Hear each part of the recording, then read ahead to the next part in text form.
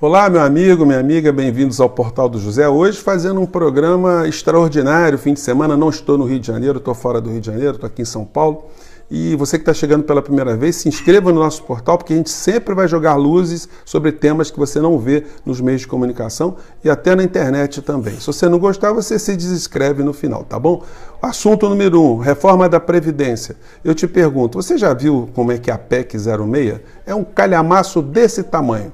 Você acha que a PEC da reforma da Previdência foi gestada em associações de trabalhadores, trabalhadores rurais, associações comerciais e até federação de indústrias aqui no Brasil, associação e sindicatos de servidores públicos, policiais, professores?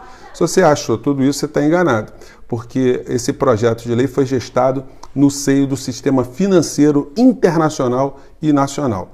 O testa de ferro desse processo todo é o ministro Paulo Guedes, que não me consta até hoje que ele tenha prestado grandes serviços às pátrias por onde ele atuou, né? Pelo menos ao cidadão. Quem fala isso sou eu? Não. É John Perkins, né? John Perkins ele escreveu um novo livro chamado Novas Confissões de um Assassino Econômico, onde ele acrescenta novos elementos ao livro que ele escreveu há 10 anos atrás, mostrando que quem manda no mundo são o que ele chama de corporatocracias, que são corporações que mandam nos Estados Unidos, elegem deputados do Partido Democrata, Partido Republicano, elegem os presidentes da República lá e atuam em grandes lobbies, criando normas e alterando leis, criando privilégios. Isso fez com que nas últimas décadas, cada vez mais, o povo americano tenha a sua condição de vida mais achatada, eles estão trabalhando cada vez mais e as grandes corporações estão amealhando cada vez mais lucros. Essas corporações atuam junto a governos de terceiro mundo, corrompendo, praticando todo tipo de chantagem também. Ele conta isso no livro dele, como eu já mencionei, né? E sobretudo com o apoio dos meios de comunicação que são a grande força motriz de dominar mentes e corações. Isso a gente pode comprovar, por exemplo, quando você pega editoriais do jornal o Globo que eu separei para vocês. Primeiro esse aqui, o poder de convencimento da crise da Previdência. Eu vou falar daqui um pouquinho sobre ele. E o outro, o peso do apoio popular na reforma da Previdência. Gente, está tendo apoio popular para a reforma da Previdência? Os trabalhadores estão entusiasmadíssimos que vão ter que trabalhar mais e receber menos? As pessoas, gente, vocês sabem muito bem, o nosso programa aqui é feito por uma parcela muito pequena da sociedade. As grandes massas, elas são insufladas por aquilo que os meios de comunicação jogam na cabeça delas o tempo todo. Como diria Hegel, né? A informação gera a ação, a desinformação gera a conformação. Então pensem bem nisso. Então, gente, tudo que está acontecendo no Brasil faz parte de uma grande engrenagem. O detalhe é o seguinte, os bolsonaristas, de uma maneira geral, eles acham que a reforma da Previdência é uma coisa muito boa, porque a esquerda está contra. Então eles raciocinam de uma forma binária. Eles acham que se a esquerda está contra, logo a coisa deve ser muito boa. Eles fazem exatamente o papel que as grandes corporações querem que eles façam. Ou seja, de eles se acharem os reis da cocada preta, porque agora estão no poder, que estão apresentando uma proposta transformadora do Brasil, quando na verdade eles são os trouxas, são os bobos da corte, porque eles estão bancando um projeto que muito longe passou das suas cabeças, das suas mentes e das suas capacidades de criar alguma coisa. Pensem, gente, da onde surgiu a PEC 06? Se algum bolsonarista conseguir dizer para mim que aquilo nasceu de um brasileiro, de um patriota, eu vou tirar meu chapéu. Mas eu duvido que alguém consiga identificar o DNA desse projeto de emenda constitucional, que, diga-se passagem, vai ferrar o povo brasileiro. Vou entrar agora no segundo tema, Reinaldo Azevedo e Tabata Amaral. Reinaldo Azevedo, que é um cara que eu sigo, eu admiro muito porque ele é um cara coerente, pelo menos sempre foi coerente do ponto de vista da defesa do Estado liberal, do Estado democrático, das normas. Por isso ele tem batido tanto na Operação Lava Jato, com razão. As críticas que ele faz de uma forma muito pontual, muito pertinente. Só que agora ele deu uma desviada muito grande. Ele, assim como o jornal o Globo, acham que uma deputada como a Tabata Amaral tem o direito de se insurgir contra as regras do partido e votar de uma forma diferente. Gente, isso é uma coisa totalmente incoerente pelas seguintes razões. Em primeiro lugar, o Reinaldo Azevedo sabe que do artigo 14 até o artigo 17 da Constituição é organizada, né, o sistema político brasileiro. O sistema político, o sistema democrático brasileiro, a democracia formal no Brasil, ela se faz através de partidos políticos, através dos mandatos que são colocados pelo povo brasileiro e pelos parlamentares que se filiam a esses partidos, logo dentro de uma regra constitucional e uma regra legal, porque também eles se adequam à legislação eleitoral. Os partidos, portanto, têm autonomia para fazer os seus regimentos e as suas normas, que são leis. Ora, como é que você vai defender, meu caro Reinaldo, que uma pessoa que transgrida a norma, transgrida a lei, não possa sofrer uma responsabilização? Até porque os deputados, como a deputada Tabata, foram eleitos com parte de verbas do fundo partidário, que os partidos destinam a seus representantes para defender suas propostas lá na frente. Ora, se um deputado ele vota contra as propostas do próprio partido, contra a ideologia do partido, esse deputado está sendo infiel e está agindo de uma forma imoral, né, e antiética com relação a esses partidos. Então, os partidos têm direito, sim, de expulsar os seus quadros. As consequências políticas, os partidos é que vão examinar, tá certo? Então, vamos ser coerentes nessa história. E agora vamos ter um tema mais cabeludo que vai fechar o nosso programa de hoje. Gente, eu vou defender a nomeação de Eduardo Bolsonaro para a Embaixada Brasileira, porque ele é um cara que sabe fazer hambúrgueres e outras coisas mais. Mas por que eu vou começar a adotar essa postura?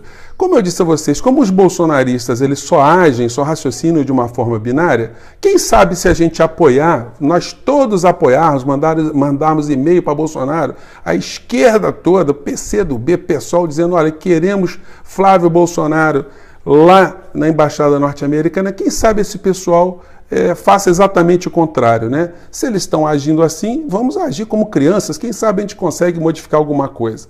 Bom, falando sério, vamos analisar algumas coisas aqui muito importantes que têm colocado o Brasil no campo da ridicularização, e esse ato é mais um deles. Vamos ver como é que a imprensa internacional, gente, está agindo, está refletindo em relação ao governo Bolsonaro. Eu peguei aqui um blogueiro muito conhecido no México, ele tem mais de 1 milhão de seguidores, El Chapucero. Gente, olha só o que esse rapaz aqui está colocando nos blogs dele sobre o Bolsonaro, sobre esse programa aqui. Estava analisando como o Guaidó ele caiu num descrédito, numa coisa ridícula perante o povo venezuelano e diante das comunidades internacionais e até o governo americano. E olha só o que ele fala, vamos entender onde é que Bolsonaro entra na história. Vamos lá.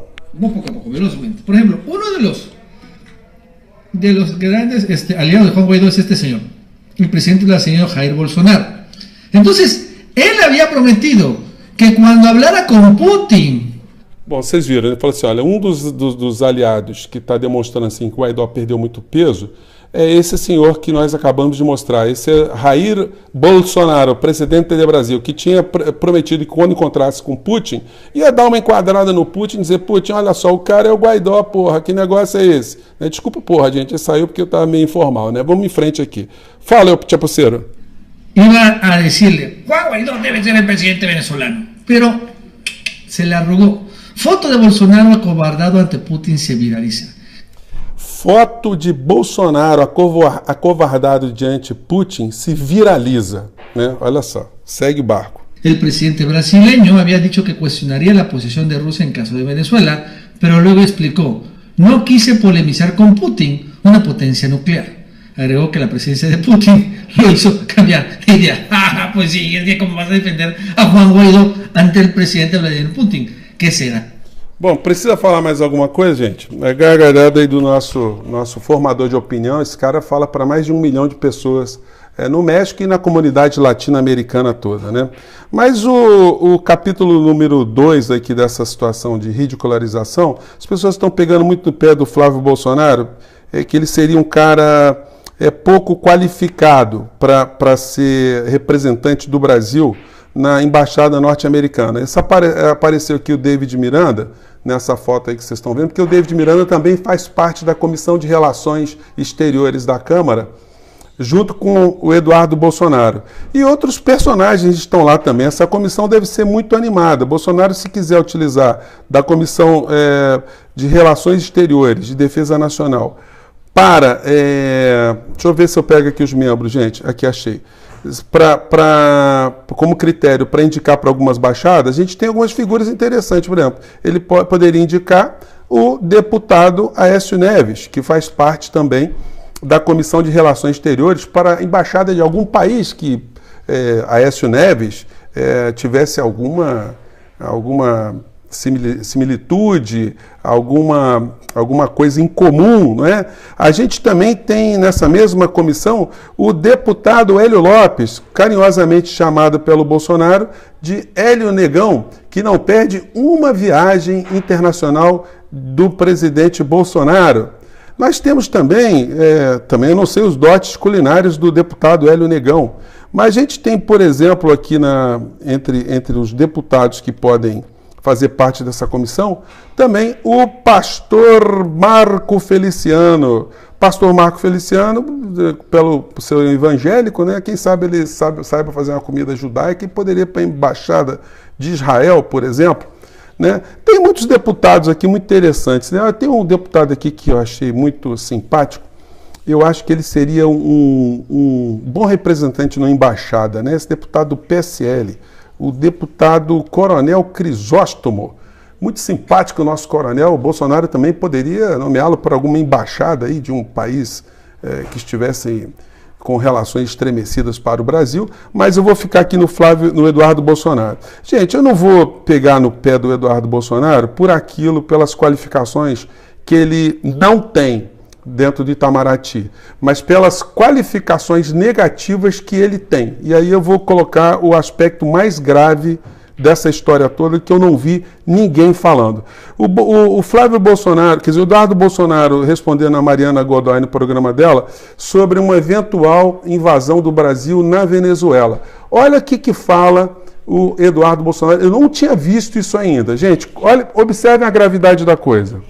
E quando eu falo que vai ser necessário o uso da força, eu não estou falando que são as Forças Armadas brasileiras que vão invadir lá. Pode ser uma força de... Olha só, ele está dizendo o seguinte, para invadir a Venezuela, ele não está dizendo que seriam forças do exército brasileiro para invadir a Venezuela para derrubar o Maduro. Poderia ser uma outra coisa. Olha que outra coisa é essa. Em qualquer lugar, um conjunto de militares venezuelanos no exílio, ou algum milionário que se dispõe a fazer algum tipo de entrada, ou seja lá o que for na Venezuela. Olha só, olha o que ele está dizendo, que o Brasil cederia o território nacional não para forças regulares, mas poderia ceder o território nacional para grupos paramilitares, grupos militares exilados fora da Venezuela para ocupar o nosso território, ou um milionário apoiando forças para entrarem pelo território brasileiro para derrubar um governo de um país vizinho. Gente, como é que a gente chama esse troço lá no Rio de Janeiro, hein? Esse negócio de uma força paralela que implementa o terror aonde entra. Vamos lá, fala, meu filho. Eu só acho que, através das palavras, ele não vai sair. Então, através das palavras, ele não vai sair. Você pensa que as declarações extremamente sui generis do deputado, elas terminam por aí? Não. Eu peguei uma outra aqui, gente, só para finalizar. Examinem só. Então, o deputado, ele diz aqui que uma das coisas que fazem parte da estratégia contra o governo de Maduro é cortar todo tipo de suprimento do povo venezuelano, que o povo passando fome, o povo acaba pressionando o governo, provocando a queda do governo. Mas a fome ela tem que continuar até chegar às Forças Armadas da Venezuela. Olha o que fala o nobre deputado. Fala, deputado. Opa, fala. Da Venezuela. Então, a partir de agora, não existe mais esse tipo de financiamento. Dinheiro do BNDES não para mais na Venezuela. Então eu acho que é um primeiro passo. É uma maneira de você ir pressionando. Porque se a fome chegar nas Forças Armadas, eu acho que, calma aí, os militares lá vão se conscientizar de que realmente ou eles invertem essa situação, derrubam o governo pela força, ou eles serão as próximas vítimas da fome. Gente, vocês estão se dando conta da fala do deputado Bolsonaro? Eu estou pouco me lixando se ele sabe falar inglês, se ele sabe falar espanhol, se ele vai ser um embaixador sem qualificação, um embaixador medíocre. Isso não é o problema. O problema é o perfil que ele tem. Se esse tipo de personagem pode ser útil ao Brasil, se um tipo de personagem desse, que a gente pode dizer, gente, olha, praticamente ele está confessando que apoiaria milícias internacionais. Gente, ele tem situação aqui, os filhos de Bolsonaro têm situações aqui no Brasil que ainda não foram reveladas. Bolsonaristas, falam com toda a verdade. Vocês acham que todo o ódio que vocês têm das esquerdas fazem com que vocês coloquem antolhos para não verem uma situação como essa? Vocês acham legítimo uma coisa como essa, gente? Pois bem, eu vou começar a apoiar. Vou começar a apoiar, quem sabe, se nós todos apoiarmos, alguma consciência surja no final do túnel, né, gente? Eu fico por aqui, um grande abraço. Espero ter jogado luzes sobre o tema, sobre os temas, e a gente volta no próximo vídeo, tá bom, gente? Um abração, tchau!